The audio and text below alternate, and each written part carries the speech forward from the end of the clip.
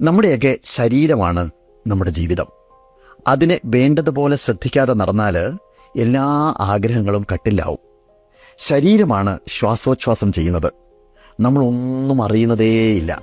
ഉറങ്ങുമ്പോഴും ഉണ്ണുമ്പോഴുമൊക്കെ മറക്കാതെ ആ കർമ്മം നിർവഹിക്കുന്നത് നമ്മുടെ ശരീരമാണ്. ശരീരമാണ് നമ്മളെ സജീവമായിട്ട് നിലനിർത്തുന്നത്. ഒരു കഷ്ണം അപ്പം നമ്മൾ കഴിക്കുമ്പോൾ അതിനെ പല പല ഉൾച്ചേരുവകളാക്കി വേർതിരിച്ച് ആ ചേരുവകളെ ആവശ്യമുള്ള ഇടങ്ങളിലേക്കെല്ലാം എത്തിക്കുന്ന പ്രോസസ്സ് നമ്മൾ ആരെങ്കിലും അറിയുന്നുണ്ടോ?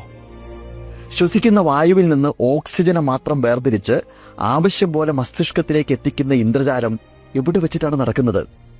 ചുരുക്കി പറഞ്ഞാൽ നമ്മുടെ ജീവിതത്തിൻ്റെയും ജീവന്റെയും ഒന്നാമത്തെ ഭാഗം ശരീരമാണ്. പക്ഷെ അതിൻ്റെ കാര്യത്തിൽ നമ്മൾ എത്രമാത്രം ശ്രദ്ധ കൊടുക്കുന്നുണ്ട്? ഉറക്കമിളച്ചും തുടർച്ചയായി സ്ക്രീനിലേക്ക് നോക്കിയും വിലമതിക്കാനാവാത്ത നമ്മുടെ കണ്ണുകൾ കേടുവരുത്തുന്നത് ആരാണ്? വേണ്ടാത്ത ഭക്ഷണമെല്ലാം വാരിക്കഴിച്ചും ഒരു കാര്യവുമില്ലാതെ മദ്യവും മയക്കുമരുന്നൊക്കെ കോരിക്കുടിച്ചും തലച്ചോറ് മുതൽ കരൾ വരെ നശിപ്പിക്കുന്നത് ആരാണ്? എല്ലാം തകർന്ന് ആശുപത്രിയിൽ കിടക്കുമ്പോൾ മാത്രമാണ് ഇതൊക്കെ നമ്മൾ ഓർക്കുക. പിന്നെ ഭൂതകാലത്തിലേക്ക് തിരിച്ചുപോയി എല്ലാം ശരിയാക്കാം എന്ന് വെച്ചു കഴിഞ്ഞാൽ നടക്കുന്ന കാര്യമല്ല. അതുകൊണ്ട് ശരീരത്തെ സൂക്ഷിച്ച് കൈകാര്യം ചെയ്യുക. എപ്പോഴും ആ കാര്യം ഓർക്കണം. ശരീരമാണ് നമ്മുടെ ജീവിതം.